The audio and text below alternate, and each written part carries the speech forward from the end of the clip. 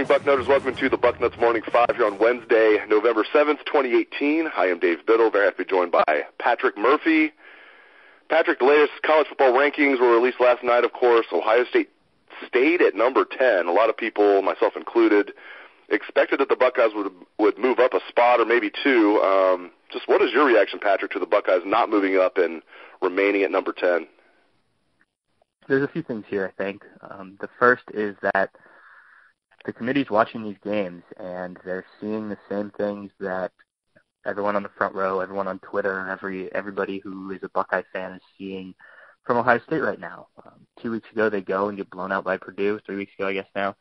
And then they come home after a bye week and still don't look impressive. You can say what you want about the running game coming back, but the passing game didn't look as good because of that, because they called more specifically designed run plays, which did help, I think, but you're also playing a fairly weak Nebraska defense. And then the defense still has problems, giving up 450 yards, 266 passing to a freshman quarterback.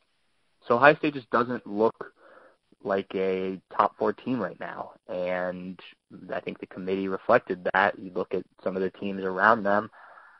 Oklahoma or West Virginia went on the road and beat a Texas team that is ranked in the top 25. Granted, it was only by 1 point. They needed a 2-point conversion to do it, but that looked better than Ohio State's. The one question mark, I think, is that LSU has 2 losses and is still ranked number 7.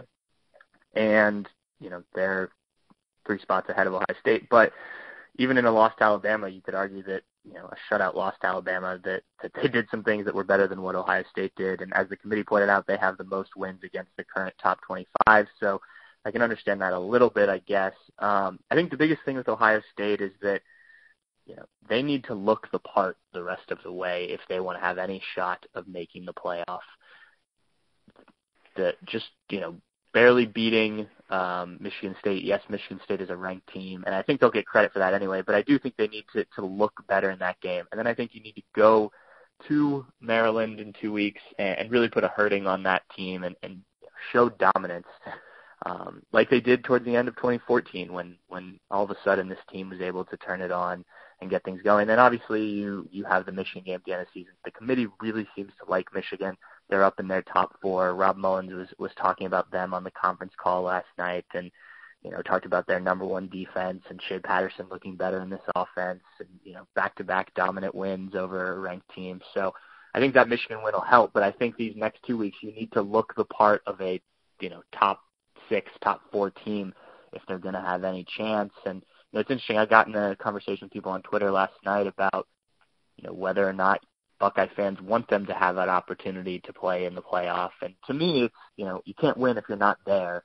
And in 2014, they were in a similar situation as they headed up to East Lansing where, yes, they had a more convincing win. I believe it was Illinois that year, the week before, but I don't think many people thought Ohio State was a playoff caliber team at that point, and then all of a sudden things start rolling in the right way. So if you are able to make the playoff, I think it's because Ohio State shows that things are improving and things are getting better, and I think you want to be there if you deserve it. Now the question is, can they fix things and whatnot, and that's what we're waiting to see. Obviously this defense is still a mess, and we've seen no signs of improvement there, so I'm skeptical of whether or not they will get to where they need to be, even if they win out, if they look impressive enough. But, I think the opportunity is still there. It's just going to be difficult, and they have to really pass that eye test that's holding them, down at number 10 right now. Yeah, I think that's a great point. I mean, they need to look the part like they did, when they blew out Wisconsin 59-0. If they, in the 2014 you won't have that opportunity. Big Ten championship game. Yeah, that game. Exactly. That Wisconsin team was not a great team, but a team that I think the committee respected. And I'm not sure you're going to get that in the Big Ten title game. Most likely Northwestern, who, while they look decent against Notre Dame over the weekend, is not ranked. Even, if you get Iowa potentially, who I think is 2 games back in the Western division of the Big Ten, that's a team that's ranked lower in the top 25, may even drop out of the top 25. Right, but you'd be coming off a win over – you're right about the Big Ten championship game. But instead of 2014 beating a bad Michigan team, you'd be coming off a win over number 5, or number 4 Michigan, or maybe by then number 3 Michigan. Right. That gets to my next point. They have to look the part, but if they win out and they, don't get lucky. They don't win out by beating Maryland on a last-second field goal and things like that, or but because that scenario would include, of course, a win over a top 20 Michigan State team, as we mentioned, a Michigan team that the committee loves, as you mentioned. It would, at least whoever wins the West probably by that point will at least be a ranked team, so that would at least be a quality win, and then they would also have the win over Penn State, of course, top 20 team. So a lot of people have wondered, well, wait a minute, is Ohio State even going to be able to jump? Let's say Oklahoma wins out, or West Virginia wins out, or Washington State. I think if Ohio State wins out, I don't know about Oklahoma, but certainly West Virginia or Washington State, if they're all sitting there with one loss and Ohio State has that win over Michigan that they can hang over West Virginia and Washington State's head, I really think the committee would take one loss, 12-1 over Ohio State. I think they would take 12-1 Ohio State over West Virginia or Washington State. I don't know about Oklahoma, but I think the Buckeyes would have a good chance of making it if they finish 12-1. What do you think? Well, first of all, I think Washington and the Pac-12 in general, or Washington State, I guess I should say, are out of it. I don't think there's enough there to get them, to where they want to go. Where I think Ohio State still has some options there. I do think the Big 12 winner will be interesting because it looks like, and I'm not sure if this is locked in yet, but it looks like that Oklahoma and West Virginia are going to play back-to-back weekends. The final week of the regular season when Ohio State plays Michigan, and then the next week in the Big 12 championship game because the Big 12 decided they needed a championship game so bad that they did divide divisions, and the top two teams just play each other, so they're going to get back-to-back games. So, if the Big 12 champion, let's say it's Oklahoma, if they win both of those games, which I think is going to be pretty difficult, they have to go to West Virginia in that last game of the regular season. I think those are two quality wins there, assuming West Virginia keeps winning, and vice versa if it's West Virginia over Oklahoma in both of those games. So that would set up a very interesting conversation heading into that Selection Sunday show that they do. Now, if one of them wins one game and one of them wins the other, now I think Ohio State's in a much better spot. West Virginia has wins at Texas Tech, who's currently 25, so they've got two top 25 wins currently. Ohio State only has one, and that's Penn State. Yes, they will have the Michigan win, but assuming that their Big 12 team wins both of those games, it'll be two more ranked wins on their resume to end the season. So I think it'd be tricky to jump one of those teams. Now, we're also assuming that everyone else wins out that's above, in the top 4, top 5. We know Georgia or Alabama is going to lose in the SEC title game. Ohio State fans need to hope it's Alabama that wins out because I think no matter what, a one-loss Alabama team is going to get in. And I don't think anyone wants to see two SEC teams back in the fold for the playoff. I heard today that there's a 9% chance for, the top 4 teams to continue undefeated. So, Notre Dame has a couple tricky games on their schedule. Obviously, Michigan has to come to Columbus. So I think the road is there. It's going to take a little help in my book to get Ohio State into the playoff. But I think if you look dominant and handle your business, you've done what you can.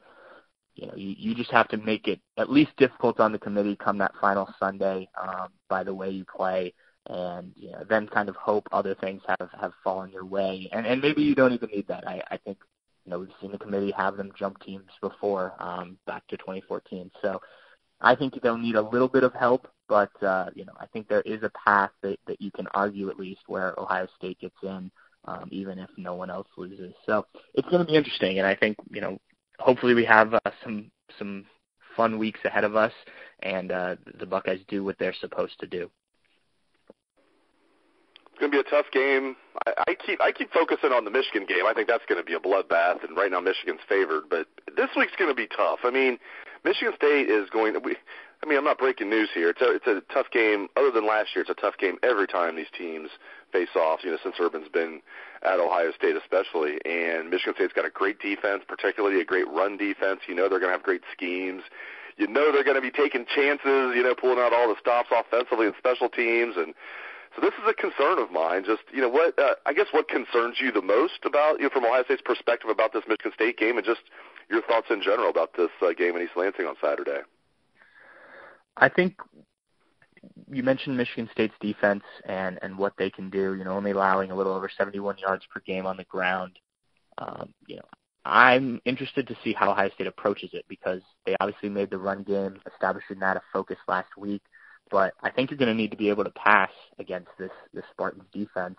The pass defense is not quite as good. These cornerbacks are not as good as they have been in the past. And, the question will be, there's talks of snow on Saturday up there and whatnot, and the weather. We haven't seen that from Dwayne Haskins, really, how he handles that. I imagine he'll be fine, but I would expect more RPOs, more things like that to come back in Ohio State's offensive game plan. I'm still concerned it may not be enough, frankly. I think that, this is a team that, while, doesn't have the offense to really hang with a team like Ohio State, we think. They certainly didn't against Michigan. This defense could, on its day, do enough. If Ohio State turns the ball over again like they did last week, if, that run game isn't going at all and they have to throw it 73 times again like they did at Purdue, I think both of those things are concerning from an Ohio State perspective, if Michigan State's able to force them into that type of game. I think that Ohio State's a more talented team. I think that they're, probably the better team, and I would pick them to win. But, given what we've seen, the lack of adjustments defensively from the coaching staff, things like that, I'm just not confident about this team in this game. Heck, I'm not even super confident about them going to Maryland next week. And, that's a game that they should win easily. So it's just been such a strange last few weeks as they've struggled after that Penn State win. And, a lot of things are concerning just in general, and I still just haven't seen enough to say that they're moving in the right direction when they're fixing them. Let's turn the page and finish the show with some basketball. If you don't care about Ohio State basketball, you can just stop listening to the show right now. But Ohio State tips off its basketball season tonight, and what a cool way to start the season. Buckeyes will travel to Cincinnati to face the Bearcats in the renovated Fifth Third Arena. First time Ohio State's playing UC in basketball in the city of Cincinnati since like the 1930s or 1920s. So this is really, really cool. The game will begin at 6 p.m. Eastern and will be televised by ESPN2. UC is favored by 5.5 points over Chris Holtmann and the Buckeyes. Patrick, you will be there covering the action tonight with our Steve Hellwagon. What do you expect to see from OSU tonight and kind of just during the rest of the season in general? I don't know. I think that's kind of the big mystery with Ohio State in general right now. You lose Taylor Bates, Diop, Jason Tate, Cam Williams, even Andrew Dockich, who became a player for them last year. And you're kind of left with a team that has a lot of questions. C.J. Jackson is a veteran point guard who had some very good moments last year, specifically the game winner against Indiana, and played solid, but there were always concerns about point guard. They bring in Wake Forest transfer Keyshawn Woods. We're not really sure what his role is going to be, and he was asked about that yesterday. He's not really sure what his role is going to be. I think they're hoping that Caleb Wesson becomes kind of the star player that he was recruited as, was good last year but just inconsistent. This will be his sophomore season. Andre Wesson, his older brother, who's a junior, really needs to step it up. He's got to be a bit of more of a facilitator and scorer for this team. But it's just a lot of question marks, a lot of young guys. This freshman class was good but not great. How do they fit in? Who plays? Whatnot? I asked Chris Holtmann yesterday, what is he hoping to learn about this team through these opening games? Because it's a tough opening stretch beginning with this Cincinnati game. And, he said he's not sure. He just needs to learn about his team, which I think is an honest and accurate, answer right now. Cincinnati's a good team. They're projected to make the NCAA tournament for, I believe it's the 9th straight year. I think they're probably going to beat up on the Buckeyes tonight. I think Ohio State's defense needs to be its calling card early in the year as they sort through the offense, and that was kind of the case last year too, and probably will be with most Chris Holtmann teams. I know that's what they focus on when they open up training camp. And then obviously the biggest thing, well, the most recent thing, I guess I should say, is the transfer of Micah Potter earlier this week. Just 2 days before the start of the season, he elects to transfer.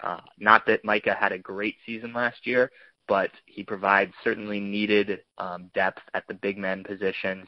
Now they're going to have to probably either use Kyle Young a little bit more at center, who we didn't see a ton of last year, or freshman Jaden Ledee who doesn't sound like he's quite ready to be counted on for that many minutes just yet.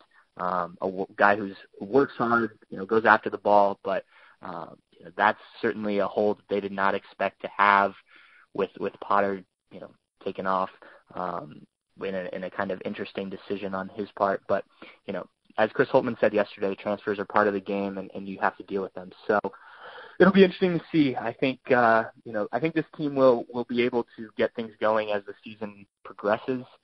Once they figure out who fits in where and where scoring is going to come from and things like that.